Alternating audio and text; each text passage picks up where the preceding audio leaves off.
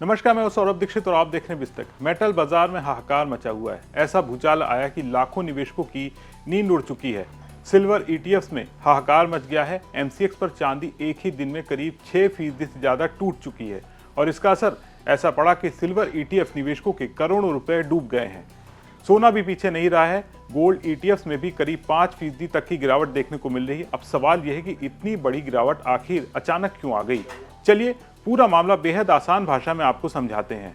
सबसे पहले घरेलू कमोडिटी बाजार की बात करते हैं। गुरुवार को एमसीएक्स यानी कमोडिटी एक्सचेंज पर कीमती धातुओं में जोरदार बिकवाली देखने को मिली। सोना और चांदी के फ्यूचर्स कॉन्ट्रैक्ट एकदम से धड़ाम हो गए। अप्रैल एक्सपायरी वाला गोल्ड सुबह 11:30 बजे 1000 रुपए से ज्यादा की गिरावट के साथ 1,52,000 रुपए पर ट्रेड करता दिखा। अब आते हैं असली झटके यानी चांदी पर। मार्च एक्सपायरी वाली चांदी करीब 8% टूटकर 2,47,000 रुपए प्रति किलो के आसपास पहुंच गई। मई एक्सपायरी वाली चांदी भी लगभग इतनी गिरावट के साथ लाल निशान में ट्रेड करती दिखी। अब सोचिए, जब फ्यूचर्स में इतनी तेज गिरावट आई तो ईटीएफ्स कैसे बचते, और हुआ भी यही। सिल्वर ईटीएफ में कोहराम मच गया। सुबह के कारोबार में कई सिल्वर ईटीएफ्स 15 से 17% तक टूट गए। कुछ निवेशकों के लिए ये गिरावट एक झटके में महीनों की कमाई डकार गई। कोटेक सिल्वर ईटीएफ करीब 17% टूट गए और एडलवाइज सिल्वर ईटीएफ 15% से ज्यादा गिर गए।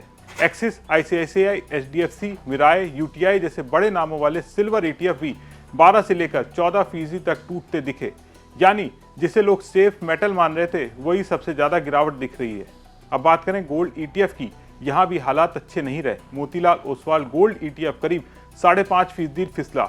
SBI, DSP, Axis, ICICI, Edelweiss जैसे गोल्ड ईटीएफ करीब 5% तक टूट गए। अब सवाल उठता है, इतनी बड़ी गिरावट आखिर आई क्यों? जानकारों की माने तो इसके पीछे 3 बड़े कारण हैं। पहला कारण मुनाफा वसूली। पिछले 2 सत्रों में सोने और चांदी में अच्छी रिकवरी देखने को मिली थी। जैसे ही दाम ऊपर गए, निवेशकों ने फटाफट मुनाफा काटना शुरू कर दिया। दूसरा कारण अमेरिकी डेटा डर। अब बाजार की नजर पूरी तरह से अमेरिका के जॉब्स डेटा पर टिकी है। ADP, non farm payroll, services PMI और सबसे बड़ा फ्राइडे का जॉब डेटा।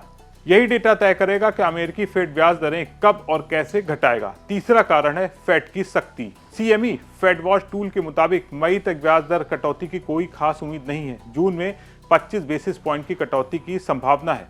संभावना भी सिर्फ करीब 44% है, यानी फेड अभी नरम नहीं है और यही बात सोने चांदी पर भारी पड़ती दिख रही है। अब सवाल है, क्या ये ट्रेंड पलट गया है? जानकारों का कहना है, घबराइए मत, ये गिरावट फ्लैश क्रैश जैसी है, यानी ओवरबॉट बाजार की ठंडक। लंबी अवधि में सोना और चांदी अब भी मजबूत माने जा रहे हैं क्योंकि सेंट्रल बैंक अब भी रिकॉर्ड खरीदारी कर रहे हैं। चांदी में भी सप्लाई की कमी बनी हुई है और दुनिया में भू राजनीतिक तनाव खत्म नहीं हुआ है। हालांकि एक चेतावनी जरूर है, चांदी में ज्यादा उछाल के बाद अब पोर्टफोलियो में ओवर एलोकेशन कम करना समझदारी हो सकती है। फिलहाल रिस्क और रिटर्न के हिसाब से सोना थोड़ा ज्यादा सुरक्षित दिख रहा है। आज का दिन मेटल निवेशकों के लिए डराने वाला रहा, लेकिन घबराहट में फैसला लेना सबसे बड़ा नुकसान पहुंचा सकता है। सोने चांदी में आई इस बड़ी गिरावट पर आपका क्या सोचना है? कमेंट करके जरूर बताएं। वीडियो पसंद आया हो तो इसे लाइक और शेयर करना मत भूलिएगा और बिजनेस जगत की तमाम बड़ी खबरों को देखने के लिए बने रहें बिस्तक के साथ।